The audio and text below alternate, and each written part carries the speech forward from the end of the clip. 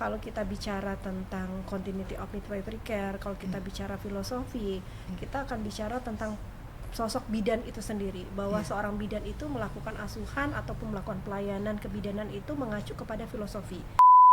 Ya, isu gender itu memang terkait budaya. Jadi kita mesti ajarkan dulu gender itu apa sebenarnya. Artinya seorang bidan itu dari pendidikan pun dia harusnya cinta dulu sama profesinya ya Bu. Iya, Komitmen betul. ya Bu ya. Iya.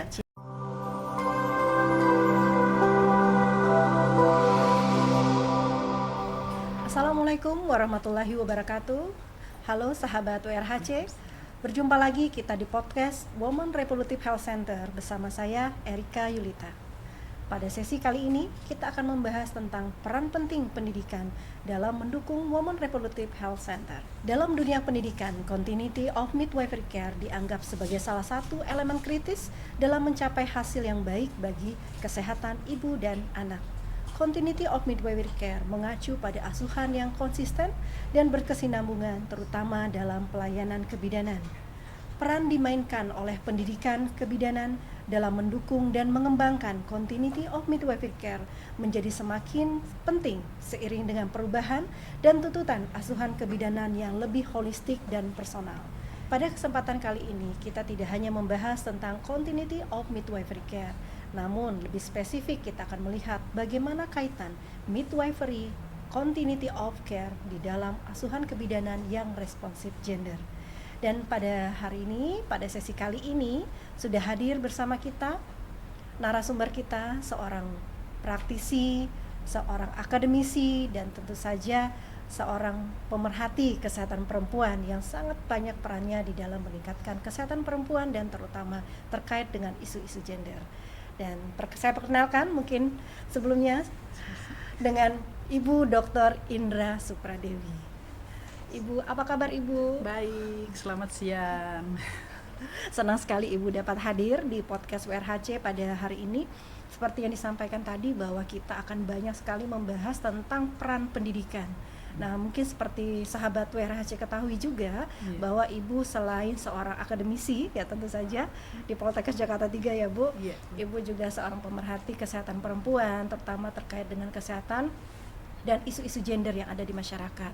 Nah, seperti tadi saya sampaikan bahwa kita tidak bicara tentang continuity of midwifery care secara umum, namun kaitannya dengan responsif gender. Bagaimana continuity of midwifery care di dalam asuhan yang responsif gender. Nah, sebelumnya mungkin bisa Ibu ceritakan atau Ibu sampaikan mengapa continuity of midwifery care ini menjadi hal penting di dalam pendidikan kebidanan untuk dapat mewujudkan kesehatan ibu dan anak yang optimal. Baik, terima kasih sekali Mbak Erika atas kita bisa berbincang-bincang dalam kesempatan ini ya, sehingga kita bisa sharing informasi, sharing pengalaman terhadap teman-teman yang ada di luar sana. Jadi bagaimana continuity of midwifery care ini untuk mewujudkan kesehatan ibu dan anak, terutama yang responsif gender juga tentu ya. Saja, ya. Kita lihat dari sisi peran pendidikan ya Bu ya. Betul, peran pendidikan. Jadi kita ketika peran pendidikan ini adalah membentuk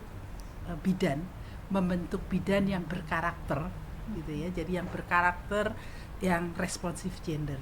Nah, kita tentunya berbicara dulu tentang continuity of midwifery care. Continuity of midwifery care artinya asuhan yang berkesinambungan. Asuhan berkesinambungan itu artinya kalau kita berbicara tentang definisi, artinya ada hubungan saling percaya antara bidan dan pasien. Nah, itu sekelompok bidan ataupun seseorang bidan, sehingga terjadi hubungan saling percaya antara pasien dan bidan. Nah, artinya ketika disebut dengan berkesinambungan, artinya pemantauan yang terus-menerus, terjadi hubungan yang terus-menerus antara bidan dan pasien ya Bu ya. Sepanjang siklus kehidupannya. Itu kita. Nah, itu kita harus bentuk. Dan harus dididik begitu ya, dididik untuk menjadikan bidan yang responsif gender dan mampu melakukan asuhan berkesinambungan. Nah, itu pembentukannya mulai dari pendidikan mulai dari awal sampai akhir pendidikan. Kalau D3 ya mungkin sampai D3, minimal 3 tahun. Kalau profesi ya minimal 5 tahun. Nah, membentuk karakter yang seperti itu. Kemudian kalau kita bicara responsive gender, karena hamil dan bersalin itu sebenarnya suatu proses alamiah dan proses normal. Tetapi yang jadi masalah adalah apakah kehamilannya ini betul-betul diharapkan oleh perempuan atau direncanakan oleh perempuan. Jadi ketika banyak ya sekarang terjadi kehamilan yang tidak diharapkan, misalnya karena usia yang belum cukup, perkawinan anak terjadi, dan mungkin jangan-jangan perkawinan anak itu kan ketika terjadi hubungan antara suami istri itu kan akan berakhir dengan kehamilan. Jangan-jangan anak ini yang itu belum siap hamil, direncanakan, disiapkan dan memang punya tanggung jawab bersama ya antara suami istri ya. Nah, jadi ya tadi Bu Indra menyampaikan untuk kita dapat menghasilkan seorang bidan yang mampu menerapkan continuity of midwifery care yang responsive gender tentu harus disiapkan sejak pendidikan ya Bu. Yeah. Nah, bagaimana seharusnya pendidikan kebidanan itu mampu menerapkan prinsip-prinsip dan praktik terkait dengan continuity of care ini, dan apakah ada komponen khusus yang memang harus terdapat ya, harus kita siapkan di dalam kurikulum kebidanan? Oke. Sebagus apapun kurikulum, tapi kalau implementasinya kurang bagus juga ini. Jadi memang kurikulum penting. Tetapi yang kita harus siapkan adalah dosennya. Dosennya itu mempunyai value yang responsive gender dan mampu memberikan asuhan berkesinambungan. Dan juga mahasiswanya. Mahasiswa diajar dengan teknik-teknik dan metode-metode yang bisa memahami tentang responsive gender. Nah, itu yang paling penting. Dan tentunya harus didukung dengan fasilitas ya. Artinya tidak hanya kalau kita bicara tentang proses pendidikan, itu kita tidak bicara hanya kurikulum dan dosen ya Bu ya, tapi banyak hal ya Bu ya. Mungkin betul. Fasilitas yang digunakan, wahana yang ada gitu yang bisa lingkungan yang membantu proses mahasiswa itu untuk belajar. Nah, dari pengalaman Ibu sendiri, bagaimana Ibu penerapan dari continuity of midwifery care ini untuk dapat mempersiapkan mahasiswa untuk dapat menjadi bidan yang profesional, tentu saja mampu menerapkan SOMC yang bisa bilang continuity of midwifery care ini, dan yang responsive gender nih. Pengalaman Ibu nih bagaimana mungkin dalam mempersiapkan mahasiswa, mungkin lebih terkait apakah proses bimbingannya ataukah dalam proses pembelajaran untuk mempersiapkan hal tersebut. Jadi pada mahasiswa kita siapkan. Jadi kita siapkan untuk mampu memahami perempuan, kebutuhannya. Kebutuhan perempuan itu apa? Sehingga kita bisa mulai dari observasi, mungkin bertanya di dalam keluarganya apa yang terjadi, perubahan apa yang terjadi. Jadi menginternalisasi dulu. Jadi artinya mahasiswa mempunyai mengeksplorasi dulu tentang apa itu perempuan, kebutuhan perempuan ya. Setelah mampu mengeksplorasi, jadi mampu mengamati apa sih kebutuhannya.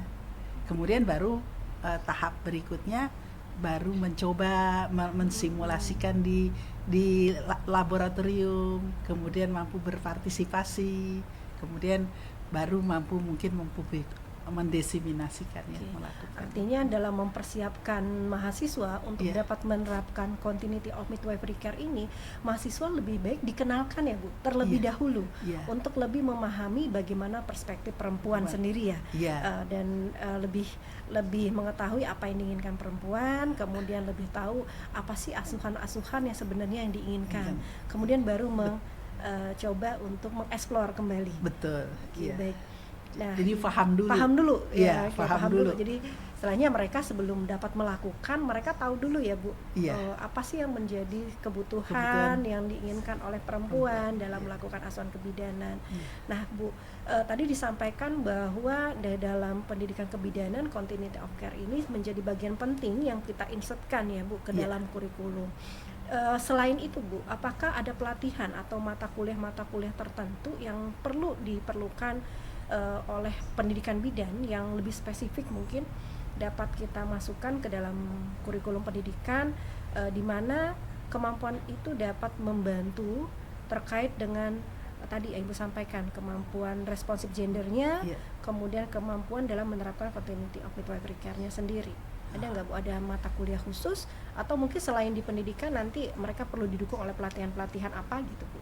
Oke, baik ya. Kita kalau bicara responsif gender itu kan sebetulnya kita memahami permasalahan-permasalahan sosial ya. Jadi artinya ketika kita memberikan asuhan kebidanan bukannya hanya asuhan fisik saja dan asuhan psikis atau mental, tetapi psikososialnya ya. Jadi psikososialnya itu karena untuk mencegah ketimpangan gender itu kan berarti kita paham dulu tentang psikososial. Jadi artinya mata kuliah itu tentang sosial budaya mungkin. Jadi faktor-faktor yang bisa mempengaruhi sosial budaya melatar belakangi mungkin ya. Pada saat mereka para mahasiswa atau bidan berhubungan dengan pasien tentu ada latar belakang mau lingkungan atau sosial budaya mungkin ya. Termasuk misalnya kayak perkawinan anak, kemudian mungkin sunat perempuan, female genital mutilasi. Masih ada ya Bu di masyarakat kita? Masih banyak. Dan itu masih ada permintaannya masih banyak itu. Ya, kita sudah jelaskan, sudah edukasi, tapi masyarakat masih juga. Nah, itu berhubungan dengan ketimpangan gender ya. Nah, kemudian juga misalnya ganti-ganti pasangan ya. Ganti-ganti pasangan, persoalannya bukan tidak boleh mungkin perkawinan lebih dari satu kali, itu sangat berisiko sekali.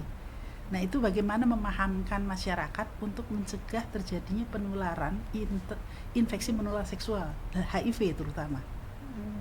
Itu ya. Jadi penyebab ketimpangan gender itu seperti itu. Kemampuan komunikasi juga penting mungkin betul, ya Bu, karena betul. kita masuk eksplorasi perempuan untuk bicara, untuk dapat menyampaikan, tentu perlu ke teknik komunikasi yang baik karena tidak semua mungkin ya Bu ya. Betul. Mampu mengungkapkan apa yang dirasakan, apa yang ingin disampaikan. Nah, terkait dengan kemampuan mahasiswa untuk membangun hubungan dan kepercayaan dirinya dalam melayani pasien. Tadi kalau kita bicara continuity of midwifery care itu asuhan berkesinambungan mulai dari remaja bahkan sampai seterusnya siklus ya Bu, siklus artinya sampai klimakterium mungkin tentunya seorang bidan di masa pendidikan ini perlu dibekali oleh dibekali oleh beberapa materi-materi ataupun mungkin include di dalam mata kuliah kemampuan supaya mereka bisa lebih percaya diri Bu. Jadi tidak hanya bicara pada saat ketemu ibu hamil saja. Nah, bagaimana membangun rasa percaya diri mahasiswa tadi pada saat lulus tadi mereka mampu melaksanakan itu Bu? Iya. Terutama meningkatkan kapasitas ya. Orang kalau mau percaya diri itu kan berarti harus punya modal.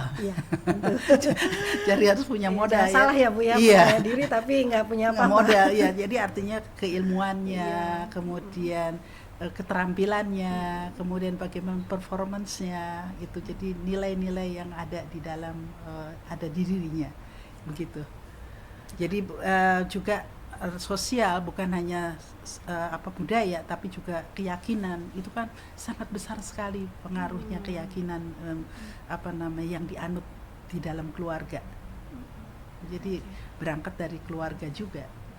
Menurut Ibu sendiri ada nggak metode atau strategi ya yang pengajaran yang paling efektif atau mungkin yang efektif yang dapat diterapkan supaya mahasiswa itu lebih memahami kembali tentang continuity of midwifery care ini dan juga asuhan yang responsif gender? Berarti harus dikembangkan berbagai macam metode. Iya, bervariasi. Iya, strateginya. Iya, strateginya. Reflective learning itu penting sekali. Dan supaya bisa merefleksikan apa yang dirasakan, kemudian kan observasi, kemudian kita bahas lagi di kelas, terus apa yang harus kita lakukan, seperti itu. Contohnya bisa nggak beberapa mungkin yang bisa diterapkan, yang bisa dilakukan oleh mahasiswa supaya lebih continuity of midwifery care dan responsive gender ini lebih mengena ke mereka Nah, kalau reflected learning ada beberapa contoh kasus mungkin yang pernah Ibu temui untuk bisa menjadi pembelajaran hal baik bagi mahasiswa. Oke. Misalnya kita menghadapi yang masih banyak ya, perkawinan anak. Kadang-kadang kita temui anak umur 15 tahun itu sudah punya anak. Itu anak kan punya anak. Iya, iya. Ya, anak punya anak. Nah, itu ketika kita ketemu itu mahasiswa mengobservasi ya di lapangan. Kemudian kita tanyakan, kemudian apa permasalahannya, kenapa kok bisa hamil, kemudian kita bahas lagi ke kelas. Permasalahannya apa yang akan terjadi, kemudian komplikasi apa yang bisa terjadi. Nah, seperti itu. Jadi kita kemudian continuity of care ya, pasien yang hamil itu berarti kan bukan berarti dilepas begitu saja. Iya. Ya, jadi artinya ya kita memberikan asuhan yang terus-menerus, yang kita pantau lah secara ketat, kemudian dikunjungi, kemudian juga difasilitasi. Kemudian kalau misalnya bisa dibayangkan anak 15 tahun hamil.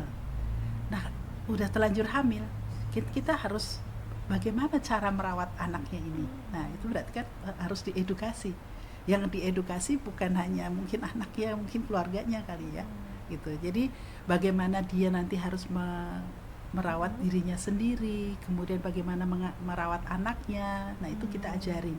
Kemudian kita kunjungi mungkin, kemudian kita terjadi kontak terus-menerus terhadap pasien itu sampai hamil, sepanjang kehamilannya, sepanjang proses persalinannya, menyusui.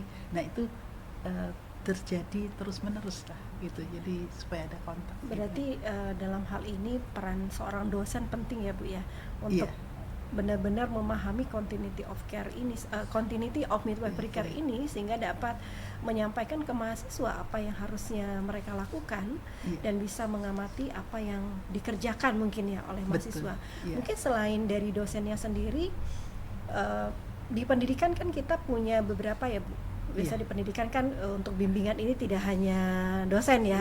Di lahan praktek kita punya preseptor ya Bu ya. Nah, menurut Ibu sendiri bagaimana peran seorang preseptor ini sendiri Bu untuk membimbing mahasiswa di lahan praktek atau klinik sehingga lebih dapat memahami tentang continuity of midwifery care? Artinya juga ini pembimbingnya juga seharusnya mesti paham juga ya tentang bagaimana responsif gender. Jadi misalnya kalau kadang-kadang suka terjadi hamil di luar nikah, kemudian anak masih terus dijudge gitu ya. Nah, bidannya sendiri juga harus nggak boleh begitu ya. Jadi artinya pembimbing juga bisa memberikan pelayanan yang non diskriminatif sehingga bisa memberikan wahana lahan praktek yang pembelajaran yang baik. Artinya antara pembimbing di lahan, preseptor itu memiliki persepsi yang sama ya Bu ya, dengan di pendidikan secara konsep teorinya. Betul. Tentang continuity of midwifery care dan asuhan yang responsif gender ini. Sehingga ada kesinambungan antara teori yang didapat di pendidikan dan juga yang ada di lahan praktik. Nah, maaf Bu, mungkin saya sedikit kembali lagi terkait dengan sedikit isu tadi tentang gender ya Bu. Kalau kita bicara isu gender di beberapa mahasiswa nih, untuk mengangkat isu tersebut atau melakukan asuhan yang sensitif gender itu, mereka kadang-kadang suka seperti apa ya bentuk layanan asuhan berspektif gender itu tadi? Apakah memang hanya terkait dengan masalah kekerasan atau masalah-masalah lain Bu? Karena ada budaya-budaya ya di masyarakat kita yang tentu saja bersinggungan. Bicara tentang gender itu bicara tentang hal yang sensitif. Nah, bagaimana kita memberikan informasi atau memberikan edukasi dan pendidikan kepada mahasiswa supaya mereka bisa menerapkan isu-isu gender dan sensitif gender ini ke dalam asuhan tanpa bersinggungan dengan budaya ataupun latar belakang di masyarakat yang ada. Oke, baiklah. Kalau untuk mengaitkan isu gender dan isu gender itu memang terkait budaya. Jadi kita mesti ajarkan dulu gender itu apa sebenarnya. Jadi pemahaman gender itu kan sebetulnya kan pembedaan jenis kelamin yang berdasarkan sifat peran dan posisi perempuan. Jadi kita artinya ketika kita bicara gender mungkin ketidaksetaraan atau apa mungkin hanya hak-hak, tapi sebenarnya kita memahami tentang permasalahan sosial perempuan. Permasalahan sosial perempuan yang bisa merugikan kesehatan reproduksi dan seksual perempuan. Nah, kemudian ya kita ajak mahasiswa untuk berpikir apa sih tentang perkembangan kesehatan reproduksi. Ya, perkembangan kesehatan reproduksi kan kita bicara misalnya seks ya. Seks itu kan berbicara tentang alat reproduksi. Fungsinya menstruasi, hamil, kemudian melahirkan, menyusui. Nah, itu fungsi seks. Nah, tapi kalau kita bicara gender adalah tentang peran sosial. Nah, peran sosial ini sangat terkait sekali dengan kehidupan seksual. Contohnya tadi perkawinan anak. Ya, itu kan perkawinan atau mungkin jangan-jangan budaya ya. Budaya yang bisa budaya di masyarakat tadi misalnya anak kan ya udah perempuan itu kan fungsinya di dapur, di kasur, di sumur gitu. Nah, ini kan jadi erat kaitannya dengan kehamilan. Nah, tapi kalau kehamilan yang terjadi terlalu muda, nah itu kan berisiko mengalami komplikasi. Ketika mengalami komplikasi bisa berisiko kegawat daruratan, bisa berakhir dengan kematian. Jadi misalnya kehamilan yang terjadi pada yang 4 terlalu muda, itu sangat berisiko sekali. Berisiko kematian ibunya dan berisiko kematian janinnya. Nah, itu kita bahas. Jadi paham dulu tentang keterkaitannya, tentang isu-isu gender. Jadi kita tadi perkawinan anak, kemudian ganti-ganti pasangan, kemudian tabu dalam mengedukasi tentang kesehatan reproduksi, itu juga tentang kesehatan seksual yang itu yang permasalahannya. Iya.